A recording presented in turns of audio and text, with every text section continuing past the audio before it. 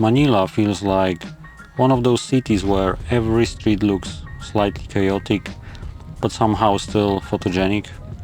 On the way back from Thailand, we stopped in Manila City in the Philippines for 4 days to explore the city a little, photograph both Old Manila and some of the commercial districts, and generally see how much humidity one human being can survive while carrying camera gear. For this trip, I mainly used my trusty Voigtländer Bessa R with 35mm Ultron, loaded with Kodak TMax 100 to capture Manila in black and white. TMax is one of my favorite films for this kind of photography. It has extremely fine grain, loads of sharpness and nice contrast.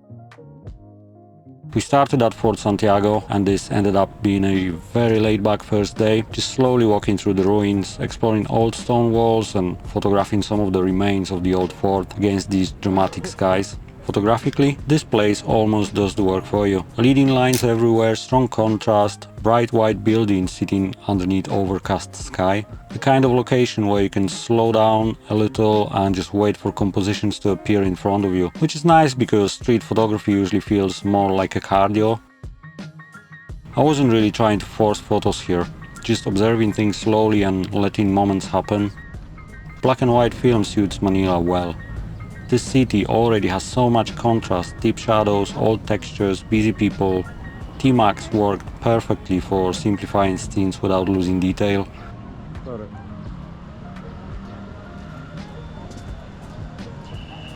After Fort Santiago, we walked through some of the narrow streets of Old Manila towards Binondo Chinatown. On a few occasions, locals warned us not to go into certain areas to avoid losing camera gear.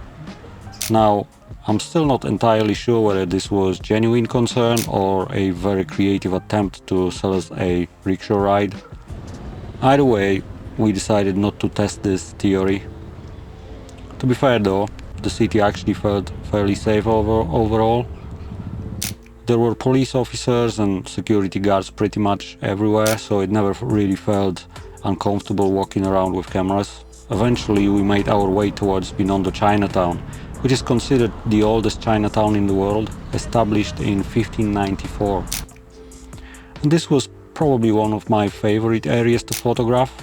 Old signs, people moving through tiny streets, scooters squeezing through impossible gaps.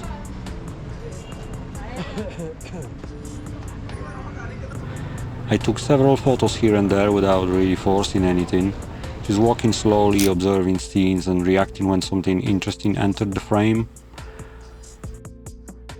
The next day we wanted to explore a different district with busier market streets and hopefully try some proper local food. So we took a grab and traveled around 40 minutes through Manila traffic before ending up in Divisoria Market area.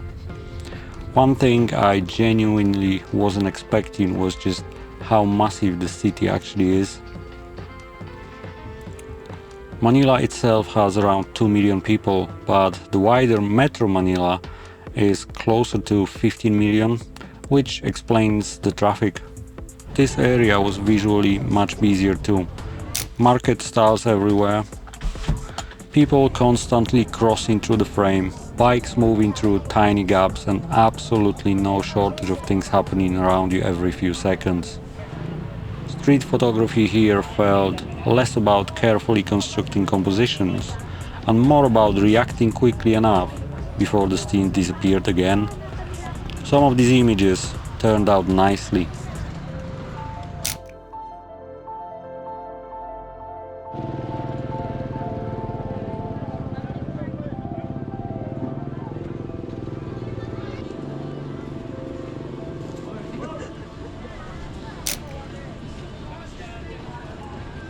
There's one frame with a guy on a push bike passing through the scene at exactly the right moment, nicely backlit by the sun and completely unplanned. Those are usually the photographs that end up mattering most afterwards. If you enjoy this kind of film photography content, feel free to subscribe to the channel. Apparently, that also helps the algorithm, which currently seems only vaguely aware that this channel exists.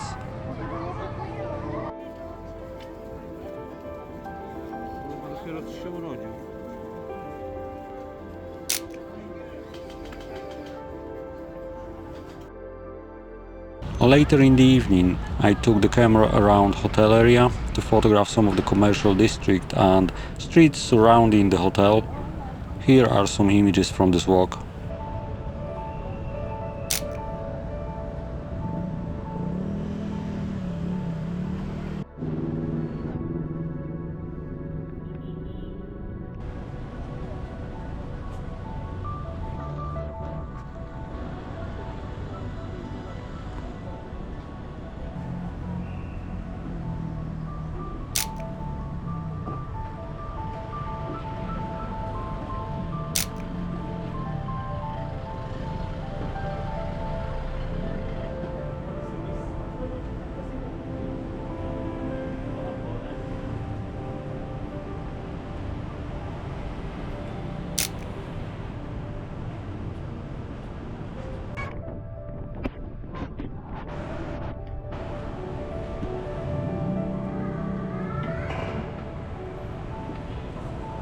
By this point I had finished the roll of Kodak TMax 100 and loaded a roll of Cinestill 800T instead. Completely different look. The hotel had a rooftop swimming pool and sky lounge overlooking the skyline, and I figured this would probably be the perfect opportunity to use Cinestill 800T properly. This film stock works incredibly well at night because it's balanced for artificial lighting. It also gives highlights that glow inhalation look around bright light sources, which works perfectly in cities like this.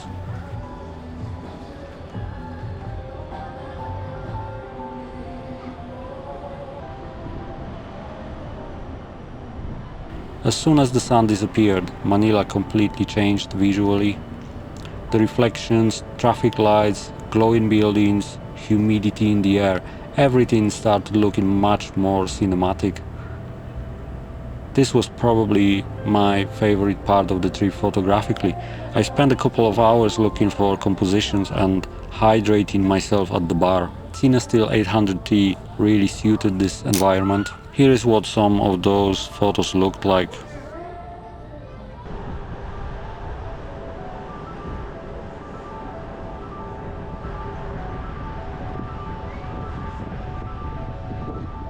Manila turned out to be one of the most interesting cities I've photographed so far. Busy, chaotic, slightly exhausting, but incredibly rewarding to walk around with a camera.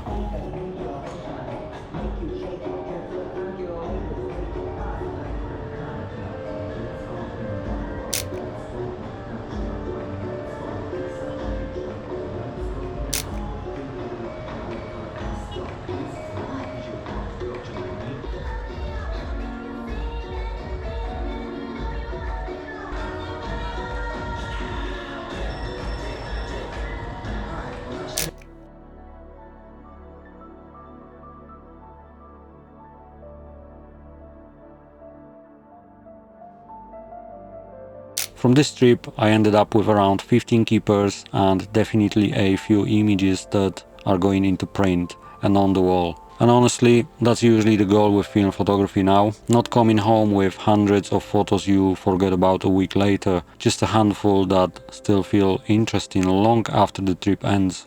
Thank you for watching and see you in the next one.